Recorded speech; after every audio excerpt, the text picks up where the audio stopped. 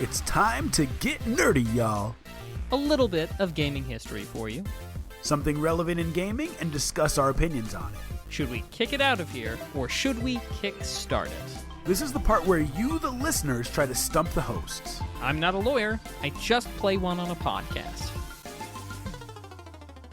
Ladies and gentlemen, boys and girls, it's Tuesday, August 27th, 2024, and you know what that means. It's time to get nerdy, y'all. Welcome to episode number 316 of Two Nerds in a Pod, the nerdiest video game podcast in the galaxy. I am Lom, also known as Mr. Nice Guy, and I'm joined by my comrade in gaming commentary, the Miggity Mac, also known as Maction. Mac, what's good, buddy? It's been a week. It has been a week, and things are good, Mr. Nice Guy.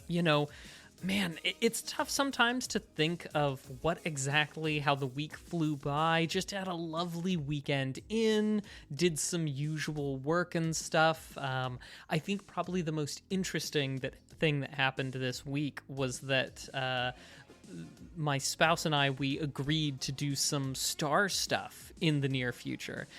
Something that we used to do a lot of back when we were living in southern Utah, but haven't done as much now that we're here on the Oregon coast. But we've got some of that to look forward to in the near future. And also, I don't want to oversell this, but I'm crazy excited because in about a month, I'm going to have an in-person game of Dungeons & Dragons with a crew that I've been remote, over Discord playing Dungeons & Dragons with for, at least a year, maybe 2 years at this point. Ooh. So we're all coming together to my place to do basically a big finale. And and we're just figuring out the last logistics of that. So did some of that work this weekend. So yeah. How about you, man? That's awesome. Now, when you say star stuff, we got it for the uninitiated. Make sure that they know what that means. Are we talking like celebrity house visits?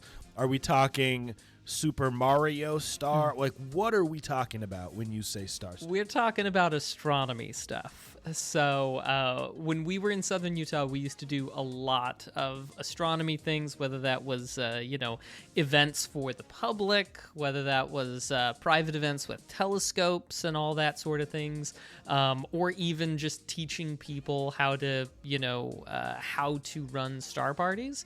And so, going to do a little bit of that here on the Oregon coast, which is going to be fun, I think. Nice. That's going to be awesome. And I'd imagine clear sky, there's a lot of opportunity out there to see some pretty cool stuff. In the Pacific Northwest? Because you said southern Utah, and I was like, yeah. I could see it. And then you said West Coast, and I was like, I don't know. But I bet you'll make it work. Yeah, it'll work, no doubt. Because there's indoor programs that you can do if it's bad weather, But yeah, that's part of the reason why we haven't done quite so much out here. Just because, it's harder. You know what it's like. I totally get it. Grew up over there.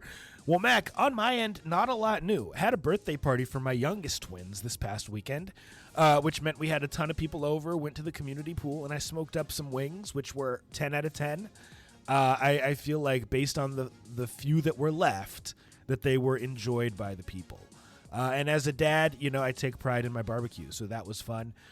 Other than that, man, it has been a very, very relaxed week.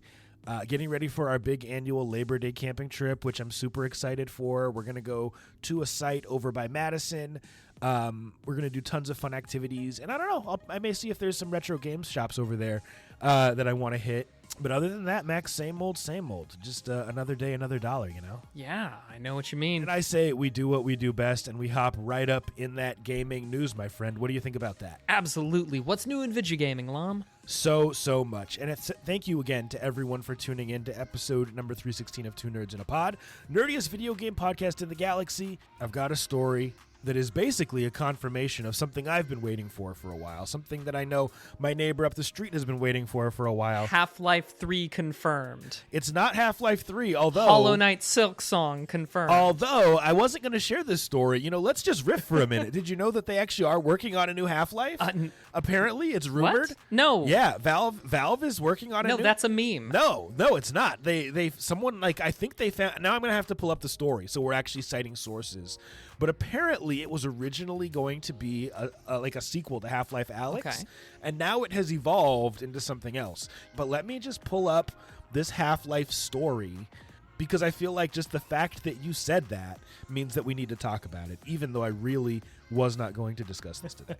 So, Well, let's do. let's do it. You know, we have to do it for the people. Give some sort of background from what I last heard Please about do. Half-Life 3. Please do. So, sometime around the neighborhood, I want to say it was before Half-Life Alyx came out, there was somebody who claimed to be employed by Valve and basically had sort of like the reference document of what the story was going to be for Half-Life 3 and published that as basically kind of like a blog post. My memory might not be serving me so well in this moment, but that was kind of what we heard about Half-Life 3 last. And then, of course, we got Half-Life Alyx for the Valve Index that has, that people seem to really, really love. And yeah, as far as I mean, legitimately, I was just like, oh yeah, this is what we've all been waiting for, Half-Life 3. The best source I can find off the cuff, Googling under pressure, is a rumor. But this is one that I've seen enough that I think there may be some legitimacy to it. This is on GamerRanks.com, written by Ryan Pereno. Ryan writes, when thinking about these rumors, it's important to go back to the source. I like the pun there. As we all know, these games are made in the Source engine. Gabe Follower, a well-known data miner and leaker of all things Valve and Steam related, has made a new video with a bold claim. He says Half-Life 3 is real. In fact, Valve has really been trying to make the game for quite a long time now. Gabe Follower discusses his findings in a video you can watch here, and it's linked. We won't review all his points, but here are some things worth talking about outside of what he mentions. He goes out of his way to start his video on the topic with evidence of Gabe Newell saying this in an online teleconference. And Mac, this is the part that I heard in other sources, is that apparently Gabe Newell said it online with some Valve employees. Quote, we've had Half-Life 3 started a couple times. So what's basically happened is that Valve came to the conclusion that their Source 2 game engine, which had its initial release in 2015, was not ready to make Half-Life 3, aka Valve's vision and ambitions for the game were too much for it to realize. This led to their decision to make the VR title Half-Life Alyx instead. It goes on to say there's a lot of talk about mechanics, but he goes on to say, he argues that what we have seen of Half-Life Alyx, as well as a Counter-Strike 2 and the in-development title Deadlock, proves that these claims are correct. Each title shows that Valve was experimenting with Source 2's capabilities and slowly pushed it forward, and as it turns out, Counter-Strike 2 was one of the titles Gabe Follower data mined to find evidence of Half-Life 3, codenamed HLX. So, Mac, it sounds like a lot of this is speculation, but there was some data mining, and he did find in the source material for Counter-Strike 2 references to a new Half-Life game. The theory is that it was originally going to be a follow-up to Half-Life Alyx, but is now in the works as Half-Life 3. And, I mean, we've heard rumors like this before. I think that this one is more legitimate. Given the logic here and the legitimacy of this guy in the past, are you more inclined to believe this rumor, less inclined to believe it? What do you think? I'll believe it when I see it, basically. But I am more inclined. It seems like the more people are saying things, the more likely that there might be something there. But yeah, I think show me the Half-Life 3, show me the Silk Song, and that's when I'll start rejoicing. Yeah, show me a new Splinter Cell. I know I've been on the soapbox about that for a long time, but that's what I need. Now, our good friend G in the chat, he asks, why should Valve ever make another game? Steam has turned Gabe into a billionaire. Epic Games is trying to do that same thing, leaving active game development to profit off their games, plus license Unreal Engine. I can tell you a few reasons why I disagree with that. Number one, how many billionaires do you know that give up? Billionaires of all people are constantly trying to acquire more, at least in terms of what I've witnessed. I don't see Jeff Bezos sleeping until noon, right? I mean, he's still out there trying to make Amazon bigger and more of a behemoth than it already is. The other thing is, I think it's about legacy. I think that Gabe Newell has shown that he is passionate about gamers and passionate about games. We've gotten the Steam Deck. We've gotten the Valve Index. Steam continues to be, in my opinion, one of the most relevant, one of the largest online stores for games. I don't think that he's going to give up. I think that he wants to put things out in their due time. Number 3, Mac, and then I want to hear your thoughts in response to this question, is why would they have put out Half-Life Alyx if they didn't have a future for the franchise? I really feel like that was them testing the waters. and that they didn't want to make another flat screen Half-Life without it being actual Half-Life 3 and being what they viewed as perfection. So they put something together in VR that, in my mind, is also perfection. Mac, what do you think? I can kind of see to some extent what Galvatron's saying, that, Steam is making money so very well. Why do they need to feel that pressured to push on something? Which, by the way, I think kind of cuts to the very high quality of games that we tend to see out of Valve, because they don't feel under the pressure to produce something now. We can put it out when it's ready. I think it's ultimately helped them being able to have long development cycles. And I still haven't played Half-Life Alyx, so I don't know. And Deadlocked is the new one, right? Yeah. And I haven't played that yet either. I think it might actually be helping them rather than hindering them. Take the time, do it right. Right, and I get that, but Counterpoint is Counter-Strike, too. I'm spitting fire today, guys. I'm spitting fire. Yeah, yes you are. Counter-Strike! and I feel like Counter-Strike is that Counterpoint because it took them forever to release Counter-Strike 2, and Counter-Strike has a huge competitive scene. Like, all they needed to do was keep that game running, do the occasional update, not even a graphical, but just a technical update to make sure things are smooth, and people would have played that game forever. They felt no pressure to make another game, but they did, and I believe that it is because of legacy, Galvatron. I see your point. I respectfully and strongly disagree. We got some other news stories, Mac. Let's talk about them. But I'm glad you brought up that Half-Life thing, because that was important to talk about. So this one is about a game that I'm obsessed with. Well, first of all, let's back up. Nintendo did a Nintendo Direct today, and there was no Silksong, unfortunately. But they did announce a lot of other really cool stuff. And we're going to go through some of that stuff using Kotaku as the source material, written by Willa Rowe. Here's what Willa writes. Here's the list of games that were released. The first one that I really want to point out, Mac, is Balatro Friends of Jimbo. Now, if anyone knows me, they know that I've been obsessed with Balatro, which is a poker roguelite that's really, really good on Steam. And Mac, here is the description of this DLC that's come out. The poker-inspired roguelite that has taken gamers by storm this year is getting a whole lot of crossovers. The Friends of Jimbo update releases today and will add new cards themed after The Witcher 3, Vampire Survivors, Dave the Diver, and Among Us. The cards are sure to make the unpredictable game that is Balatro even wilder. Now, as someone who's passionate about Balatro and passionate about games in general, Mac, I'm curious, what do you think about all the crossovers that we consistently see? I know you don't play Fortnite, but Fortnite is constantly having like Marvel, just all kinds of crossovers. Fallout, just things you wouldn't expect in a cartoony game like that.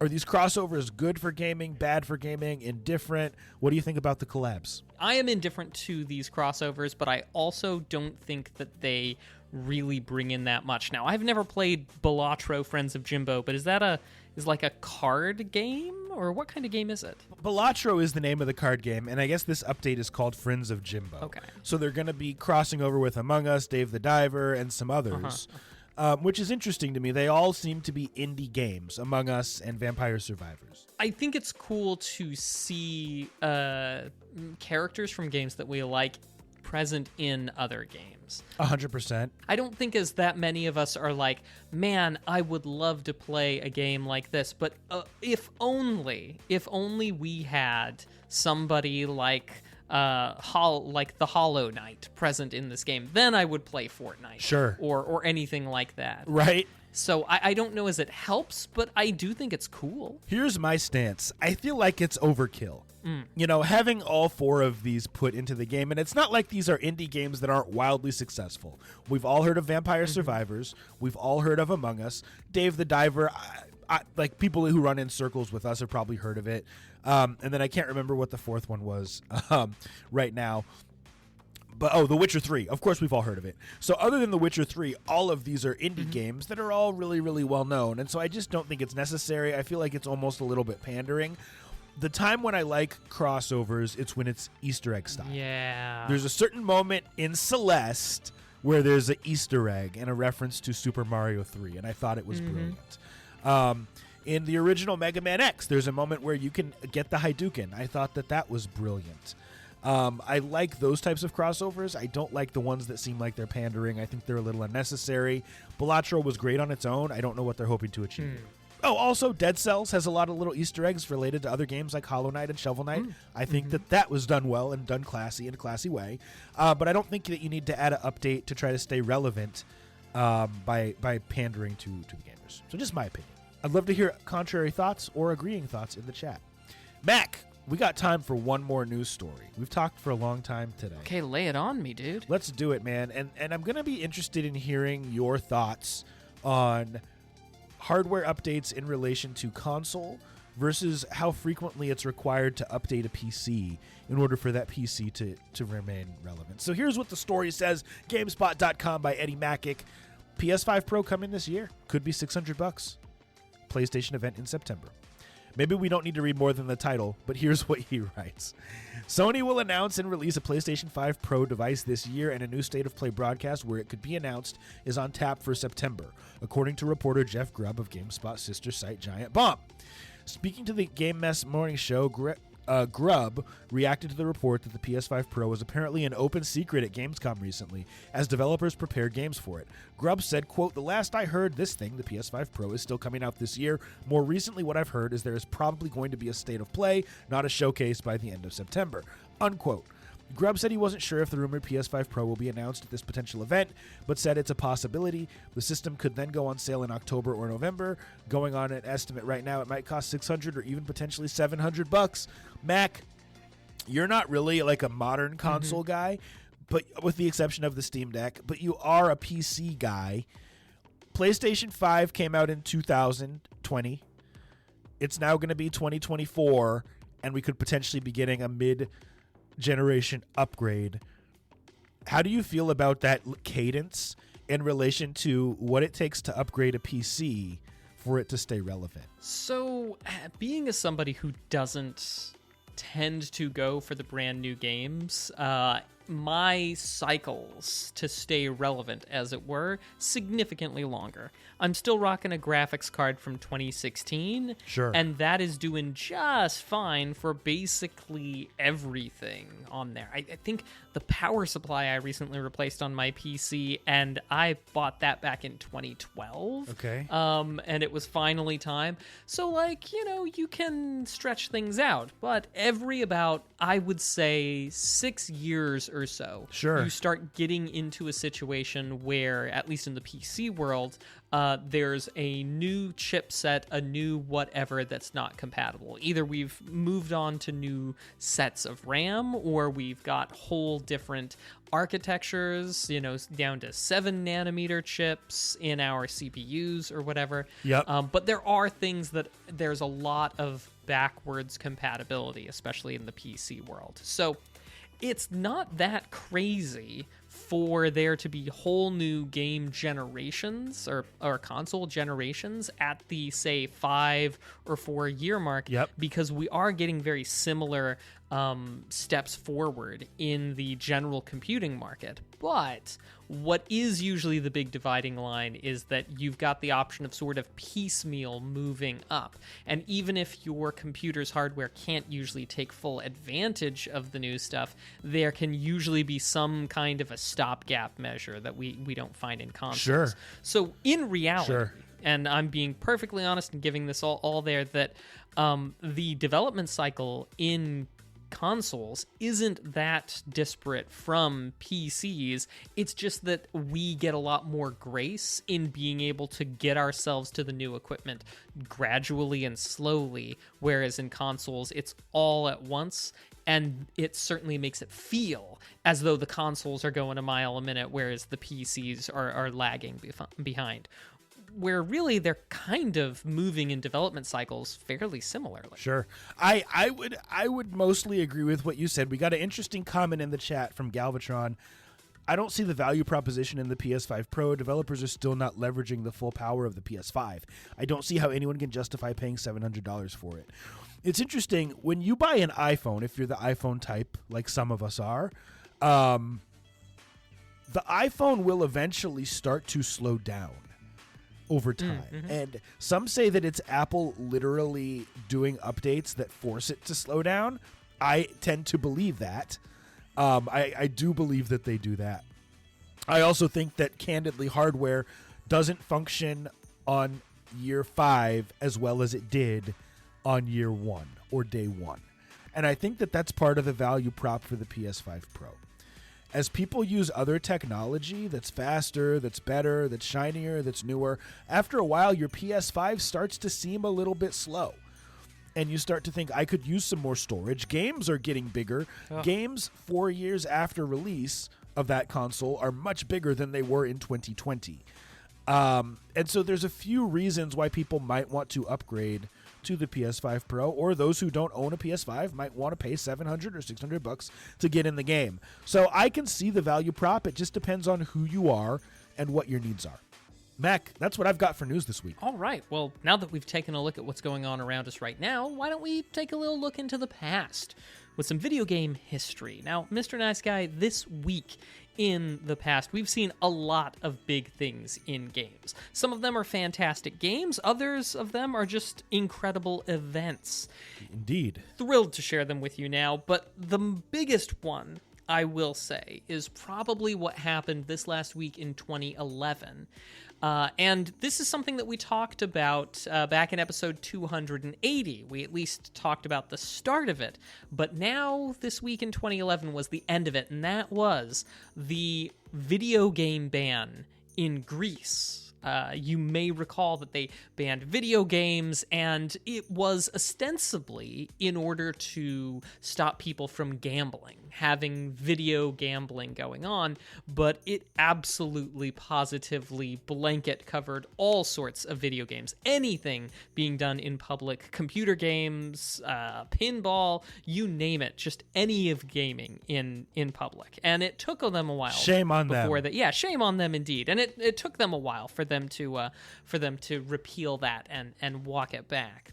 But on happier news, happier things, some fantastic titles, like, for example, for the Super Nintendo back in 95, Chrono Trigger. Indeed. While it was not the first video game that had your ability to select characters or even had alternate endings, it was certainly the video game that really, really, really popularized and pushed different endings as a key feature of the game, and different synergies between different characters and their powers in a way that maybe we had seen before just in a fighting game or something, but we could really see it in an RPG. Sure.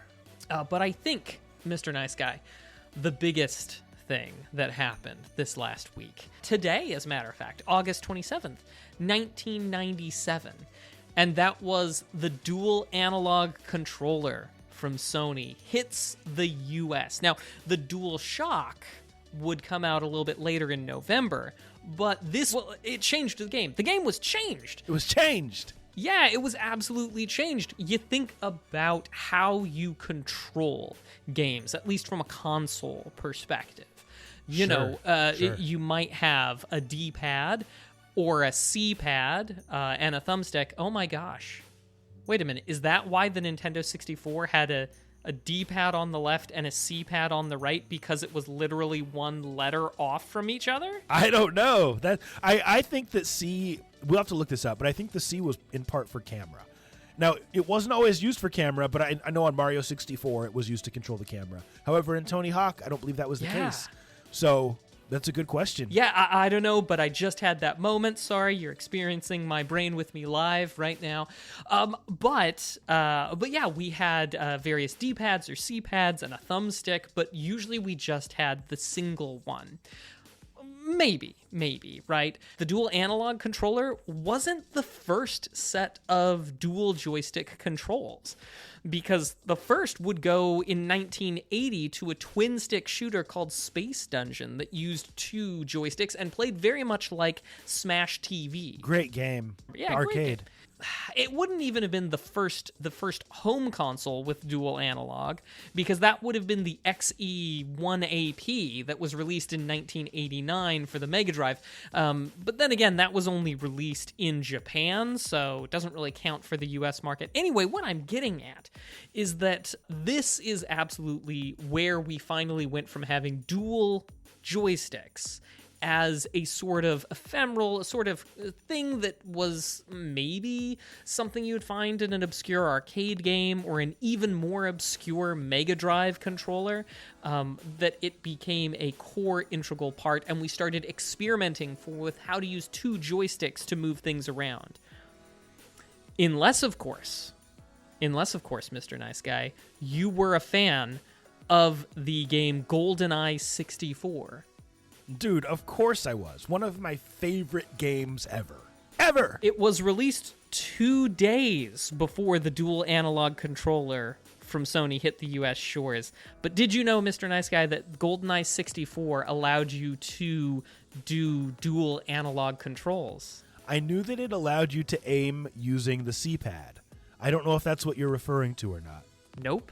You can, in the settings menu of GoldenEye 64, set your controller to use 2 separate N64 controllers and use dual analog controls using controller 1 and controller 2. I did not know that. So technically speaking, the first real and definitely the first dual analog control FPS released for home consoles would have been, again, this week in 1997, would have been GoldenEye 64.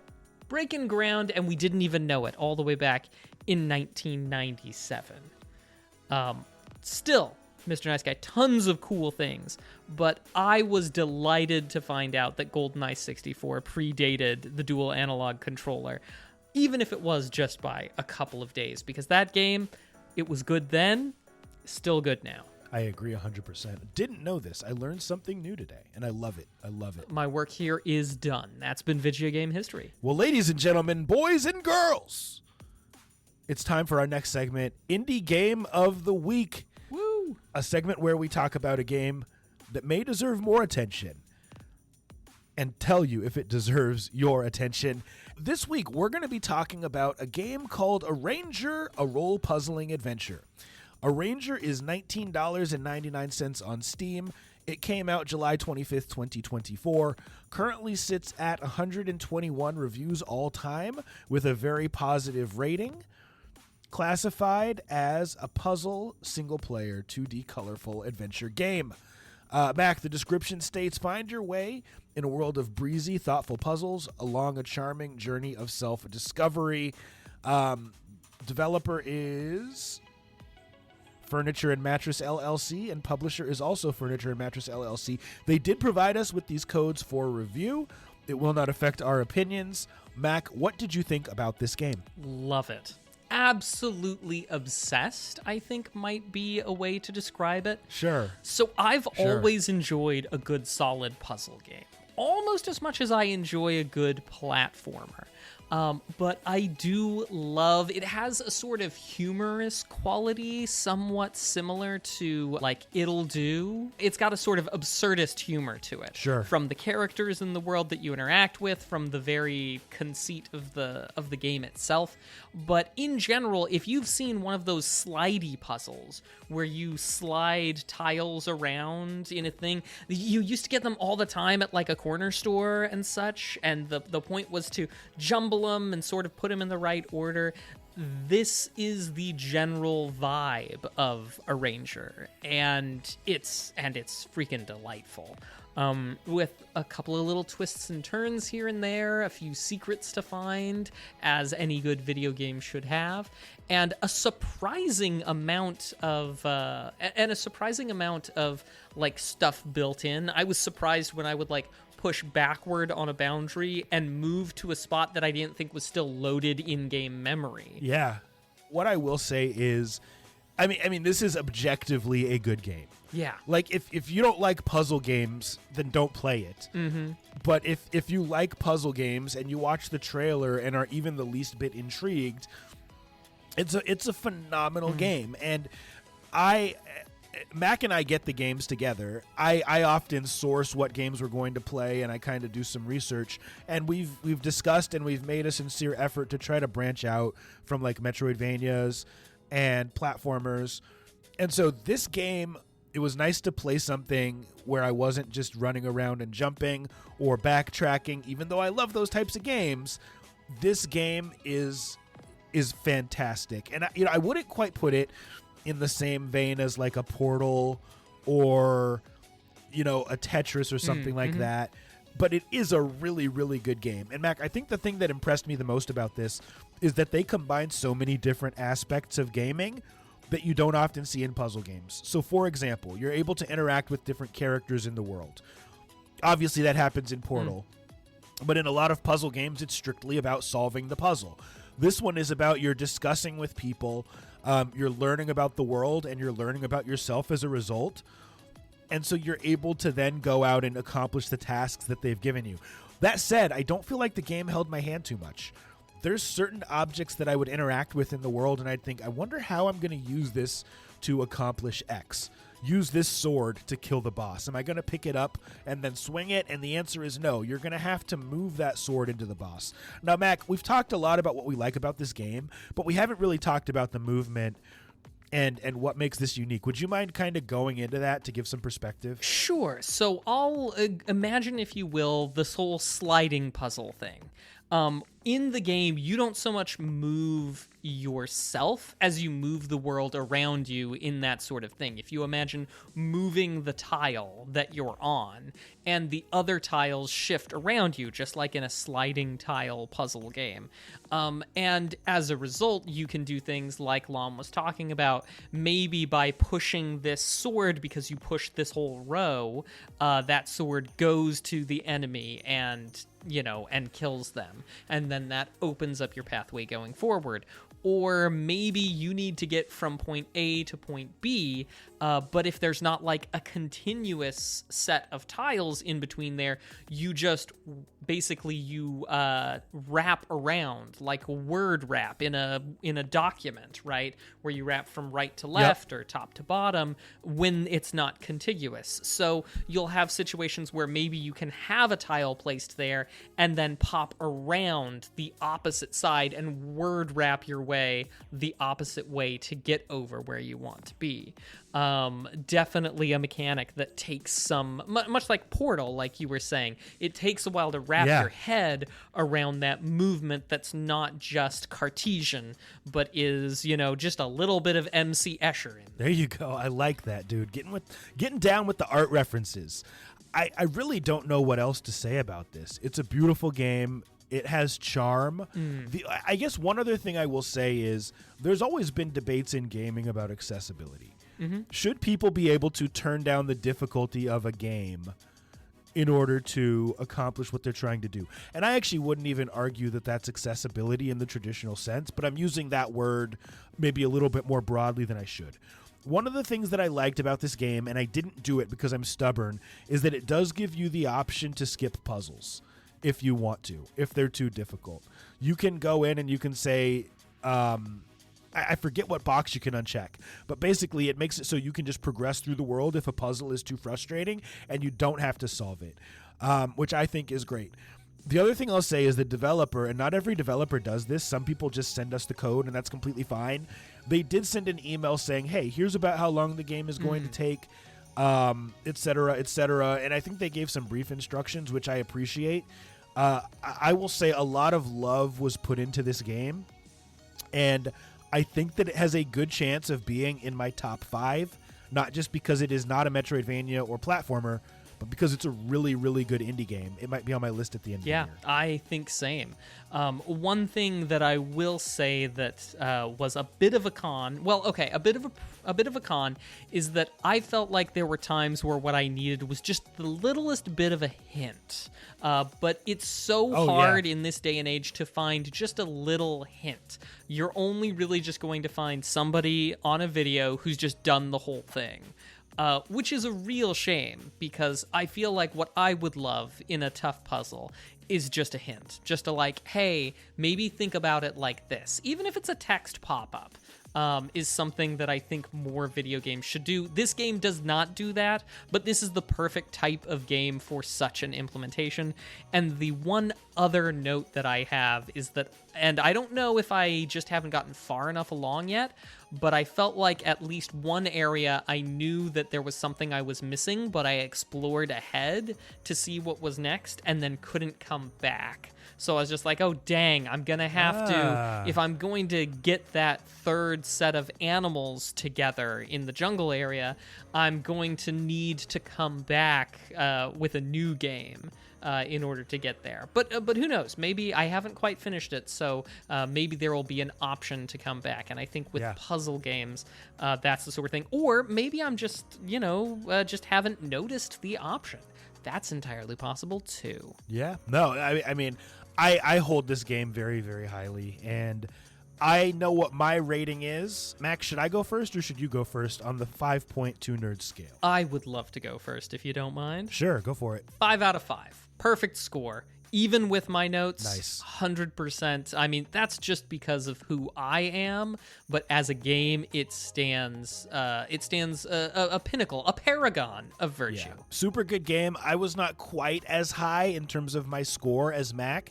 I give it a 4.5.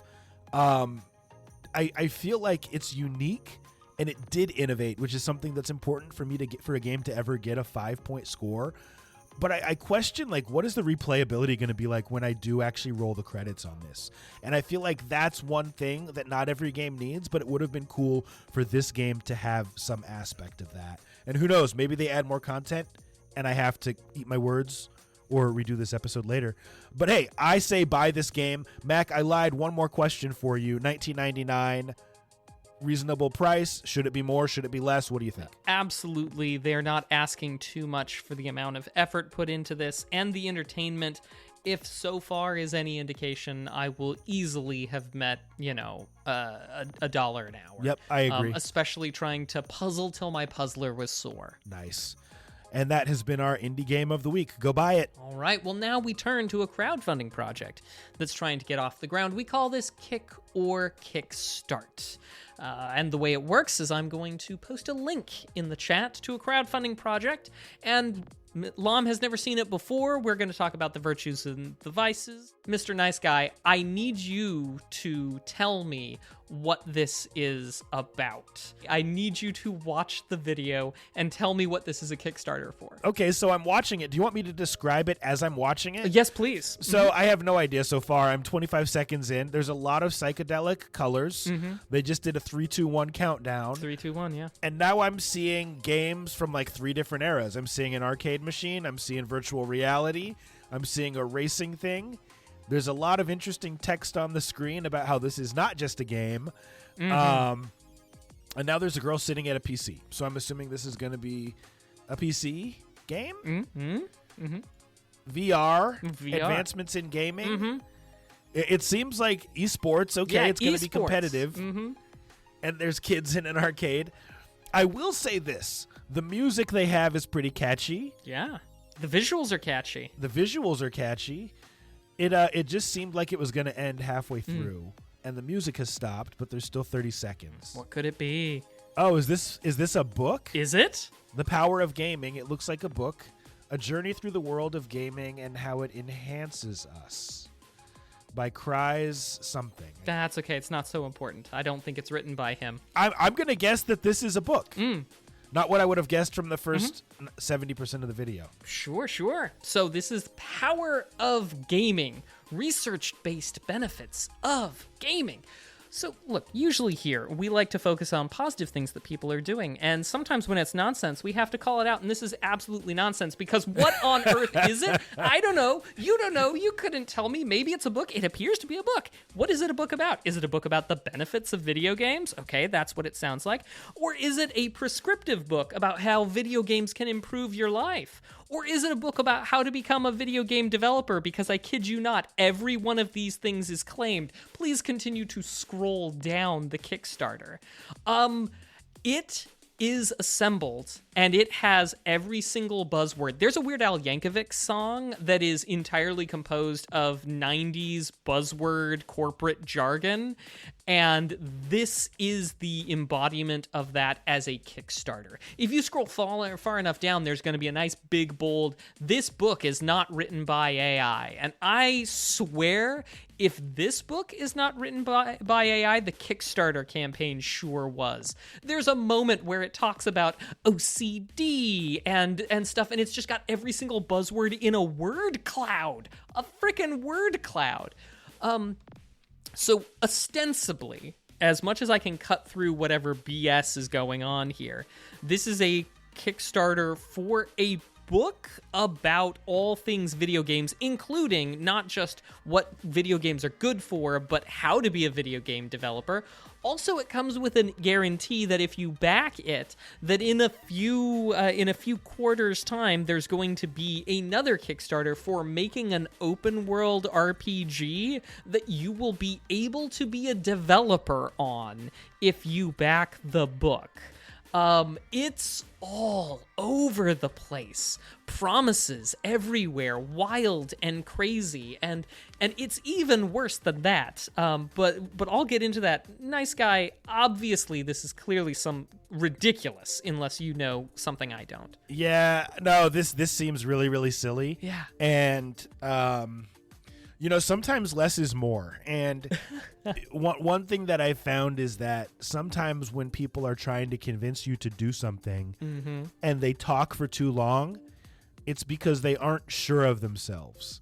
And I feel like that's what's happening here, because there's really no reason for there to be pages and pages and pages of scrolling for a book. Tell me what the book is about. Tell me why I should be interested. And if it adds some credibility, tell me who is writing it. Maybe a fourth section where you capitalize on nostalgia a little bit. But this to me is absurd. And I also find it suspect that they have 9 backers and they've already reached the goal. What is the pledge on this? I'm curious. I'm so glad you asked, Mr. Nice Guy. So they met their goal of nearly $4,000 or so, the 9 backers. If you scroll down, it actually lists what levels those backers have backed at. And that would be 2 backers backed for the digital and printed bundle combo, which is only like $75 a piece. 1 backed for printed book only, 1 backed for digital book only, but yet it says they have 9 backers. Oh, so I guess that must mean that they made a pledge without a reward. Okay, I guess. But still, none of these tiers, they're still like $4,000 short, $3,800 short based on what was this. So you mean to tell me that 4 people actually backed for a reward, and there's 9 backers, so those other, those other 5 backers backed at nearly $3,800 without a reward? Nonsense. Total nonsense. I even went in and I looked. There are optional add-ons. The optional add-ons are only $10 or $20. And you can only add on 1, so it's not like somebody added on a whole bunch of nonsense on the back end. This is silly and ridiculous. Chapters, anxiety in gaming, flow state in gaming. What is that? Augmented curiosity, gaming as a superpower. Look, these are things. What I find so galling and frustrating about this is that there is clearly not actually a book. There is a point in time where you can read contents of the book, and you can look at it, and they're just like, oh, well, what's snippets from the book? And it's screenshots of what look kind of like printed pages with graphs and such, but the resolutions are so small you can't read them. It is by design. This throws out a lot of information that we believe we know as gamers, that video games are helpful, they are useful, they improve things such as 3D spatial sense, they help with emotional regulation, yes they do, in spite of some people saying otherwise. And to see something that is just like, oh, look, we're going to have this very clearly laid out thing about the benefits of video games, but also it's going to make you a video game developer. How? Who knows? I just find it frustrating because I'm like, look, what I really needed and wanted out of this was a book that focused on, bringing together the opinions of neuroscientists and other legitimate people and presenting a good case case for why video games not just are something we do to waste time, but something that has real value. And that's what Yeah. I was hoping for, and I was beyond disappointed and then incensed the more that I looked at it. And if you want to be incensed and love video games, go look at it yourself. Yeah, I don't know what else to say. I mean, I guess if I want to say something positive, at least they're claiming this will be out in November rather than saying, hey, you'll get it in a year, right? Because it doesn't Yeah. exist. Yeah. And I have a feeling that if they do put this out, that they're at some point going to pivot and say that it's going to be completely digital. Yeah. Rather than even printing it and making it physical, because it probably is written by AI. Yeah, it almost certainly is. And I mean, like, the first thing it says about it is, like, it's a gamified book. What does that even mean, a gamified book? If they would explain it, there are so many questions. It is ridiculous. Obviously, this is a hard kick, an immediate kick. A kick, please never ask me for stuff again. But, like, have you ever watched a movie that was so bad that it did everything wrong that it was almost entertaining? I'm trying to think of one that was non-satirical. Like, I can't think of one. But I could imagine what that would be like. I have enjoyed certain movies like Tommy Wiseau's The Room. The thing that's difficult about it is that sometimes it is hard to explain why it's so bad. Sure. I don't want you to take it from me. This should be up for 44 more days unless this person is shamed into taking it down. I think you should look at it because it is hard to do justice in words. I feel like I'm that raccoon with the cotton candy, right? As I'm trying to give it form by putting it into the river and washing it and showing it to you all, it disintegrates and is gone. So you have to check this out. The Power of Gaming, gamified book of video game benefits on Kickstarter, just to see the absolute lunacy. And I hope that we never see this ridiculousness again. Me too. Obviously, Kick. Indeed. Well, that has been Kick or Kickstart, me hearties. Nice. Now it is time for Nerd Flex. A segment where you, the viewers, try to stump the host. Sometimes you do, sometimes you don't.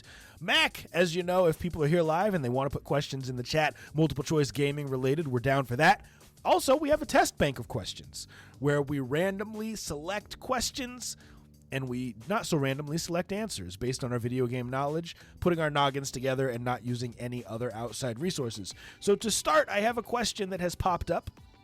It's a Mario question. Ooh. And I feel like I should know this, but I can't remember the answer. We'll come up with it together. What game was reskinned and repackaged as Super Mario Brothers 2 in the West? Oh, I know this one. I know it's a Japanese game. What is it? It's called Doki Doki Panic. That's what I thought, but I wasn't sure. Tell us more about Doki Doki Panic. I know a little about this. Well, actually don't know much about the history other than the name. Blom, do you? I mean, I just know that it was. Yeah, and I think what I know is something along the lines of they didn't feel like it would appeal as much to the West as it did in Japan, and so they repackaged it as a Mario 2 so that it would sell better.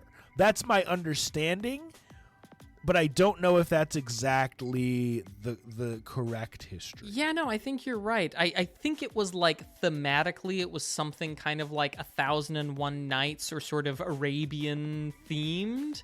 And then the repackaging happened. Yeah, I think you're right. Yeah, like you're flying on a carpet in the game. You're in like kind of an Arabic desert type place for a lot of it. So anyway, yeah, interesting game. I loved Mario Bros. 2. It was great. Let's see if that is the correct answer. It is indeed Doki Doki Panic. Mac, well done. Thank you. Okay, I think I know the answer to this one, and this excites me. It's another Mario question. I swear we're clicking the random button, and it's scrolling through the hundreds of questions available. A Yoshi doll can be won in which Zelda game? I think I know the answer to this one. I think it's in your favorite of all time, isn't it? It's one of them. I think it's Link's Awakening. You could win a Yoshi doll. I think so. If I remember correctly. If not that, then it's Seasons and Ages. I'm like 90% sure it's Link's Awakening, and I can't remember the context in which. There's like a crane game in Link's Awakening, right? I think so. And at some point you can win a Yoshi doll. I also think like there's a Yoshi on the mountain if you complete the game a certain way at the end. There's like an Easter egg. So anyway, let's see if that's the right answer. It is indeed Link's Awakening, Nice. my favorite childhood Zelda game. Mac, we're 2 for 2. Ooh, can we do 3 for 3? Okay, dude. We got a special round one, Let's do which it. I'm excited for. It's like getting double what's it called? The Daily Double. The Daily Double, yeah. So here's the question. Name 2 video games with time travel. Okay, let's see. Time Crisis, I think. Legend of Zelda, Ocarina Majora's of Time. Mask. Oh, and Majora's Mask, yeah. But of course, in Ocarina of Time, you go from young Link to old Link, and you move forward in time, backward in time. That's yeah. true.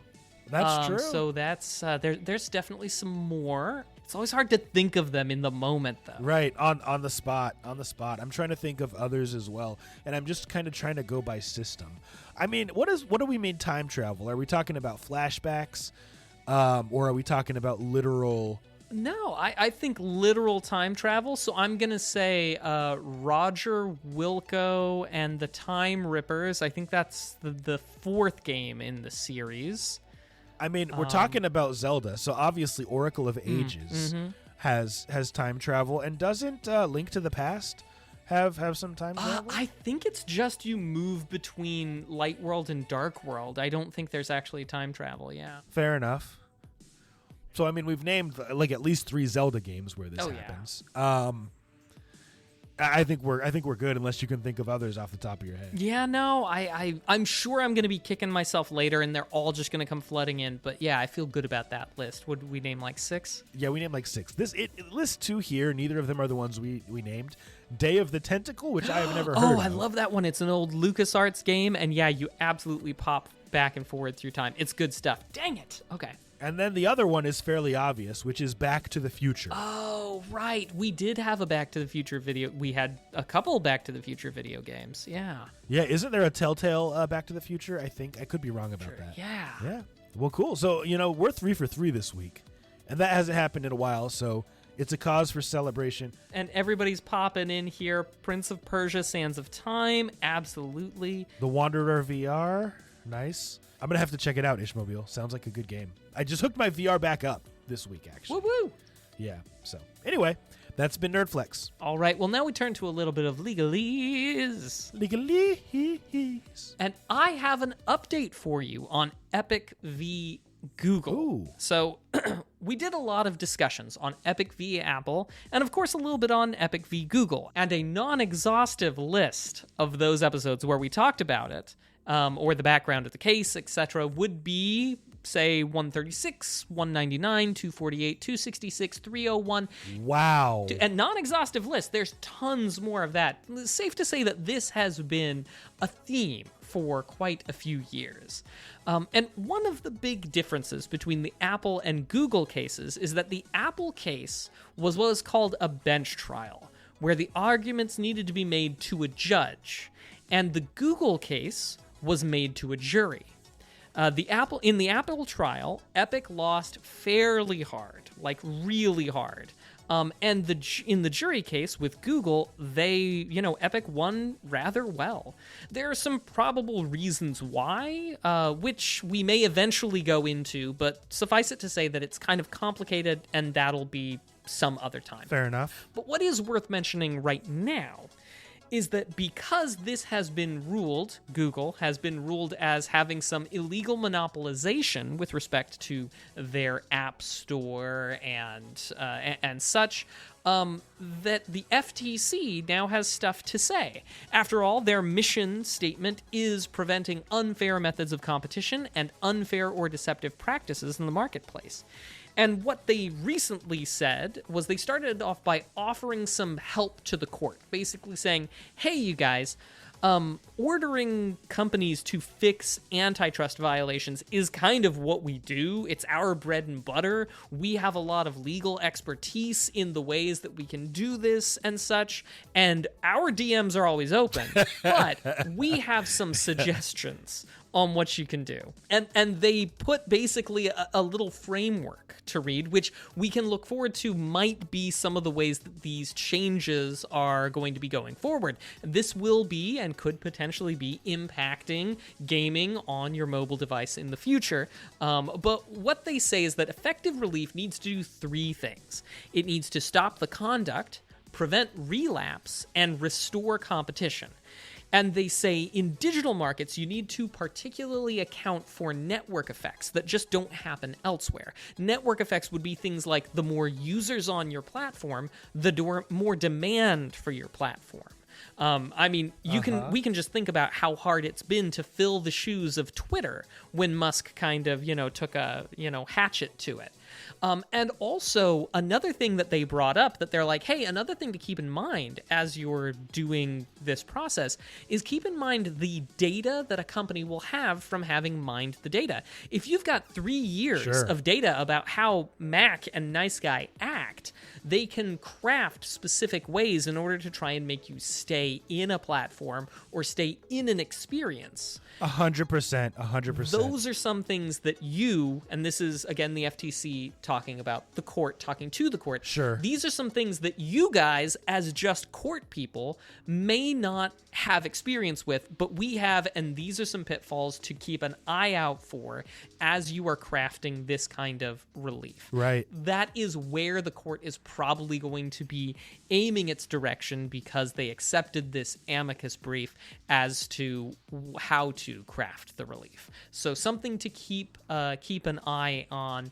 And as Ishmael points out perfectly here, the more he uses Steam Friends, the more Steam Friends he has, the less he wants to leave Steam, and the more he uses Steam input to do multiple inputs, the less he wants to not use Steam input. Yeah. So the devil is essentially what they're getting at with those. But that's not the law. It is, though, some legalese. Dude, it's super interesting because sometimes stuff will pop up on Twitter and I'll be like, and I don't use Twitter as like I used to, or X or whatever it's called, but I'll be like, what is this video? Like, this is super interesting, And it's something that I'm like, this is like a rights violation or something related to gaming or something that I'm going to find funny. And it's not based on any of the accounts that I follow, but it's something that I'm passionate about. Yeah. Like either something that I'm like passionate against because I don't like human rights violations, or a video game that I think may be a good fit for us to get on the podcast. And I'm like, how does Twitter know that this is going to interest me? And it's because they literally use the algorithm and they're trying to get you to spend more and more time on their platform and eventually monetize it. So it's super frustrating, and it's crazy how much is out there. Yeah, absolutely. And here's to hoping that they can keep an eye for that going forward. Because, it's real, and it has effects, and it will continue to. 100%. Well, thank you for the raid, Alex Mann, and thank you, everyone, for tuning in to episode number 316 of Two Nerds in a Pod, nerdiest video game podcast in the galaxy. Mac, before we go, we have one last segment called What We've Been Watching and What We've Been Playing, where we talk about just that, the cool nerdy stuff we've been into across all platforms. Maybe it's in print on books we've been reading. Maybe it's streaming stuff. Maybe it's on your Steam Deck. Whatever it is, if you're playing stuff or watching stuff, we want to know what it is because we're looking for nerdy stuff. Mac, what you been into? I've mostly been playing a Ranger on the Steam Deck. Also played a little bit of Baldur's Gate 3. I am within striking distance of the end of the game, but it's one of those things where I know that my next little bit is going to be like an 8-hour thing. So I've got to, I've got to dedicate that time. I know that I won't be able to put it down once I get into the final fights there. I totally get it. It's one of those things where, you can only experience things one time. And so when you know that you're near the end, you're like, I don't want to rush through it. So anyway, as far as what I've been playing, obviously a Ranger. Balatro has my heart on the Steam Deck. I love that game. It's so, so fun. I did pick up Fallout 4. And I haven't been able to get Fallout London working on deck. That's the whole reason I bought it. But I have never played the Fallout 4 DLC before, so I'm playing through that again. And Mac, I've really realized that there's no harm in playing games you've played before. Yeah. And you can play them again and do stuff that you didn't get to do the first playthrough. So I did pick up Celeste as well, currently on Chapter 3. And this time I'm working through the A-sides and the B-sides, and maybe I'll even get to the C-sides. It was $5 on the Steam sale recently, so been enjoying that. As far as watching, still doing the whole 90s movie thing. We've been doing some of those. Mac, it's an exciting time. My oldest son is now into Marvel. Yes. So we've been watching through those Marvel movies. This past week we watched Iron Man and we watched Captain America. And I think that was it over the weekend. And then my wife and I have been watching the Barbecue Showdown on Netflix, man. I love to barbecue. Nice. Mac, what are people into in the chat? Well, let's see. From Ishmael, we see Star Wars movies, all of them, I presume. Alex Mann's been watching Scammer Payback on YouTube and various gaming channels on YouTube as well. As for playing, I see Ishmael with Outer Wilds, solid choice. And Alex Mann's been playing Cities Skylines, Planet Coaster, Tower Unite, Fallen Leaf. Ooh, that's one that we've done here on the show. Dude, was that I gotta know, is that because of our recommendation, Alex Mann, or did you find that on your own? Yeah, you gotta tell us. We are friends on Steam, you and I, but let us know how you found that. Go ahead, Mac. Princess Peach, Showtime, Genshin Impact, Perfect Dark, and Splatoon. Galvatron's been watching Alien Romulus, and as well as Furiosa, the new Mad Max saga. Alex Mann, it's a shame, but all I can say is I'm glad we all made it to the top of that same mountain either way. That's what matters. That is what matters. Well, Mac, why don't you take us home, my friend? All right, thanks everybody for coming out and for making episode 316 what it was. For those of you who were here with us live at twitch.tv/2nerds in a pod, you are, of course, always welcome back Tuesdays at 7 p.m. Pacific, 9 p.m. Central start time there on Twitch. And those of you who are listening after the fact on your podcast platform, thank you for those listens. Feel free to reach out to us if you have questions or if you want to answer those sound tests. Remember, there are many still unclaimed. But until we see you next week, remember to be excellent to each other and keep it nerdy. Goodbye. See ya.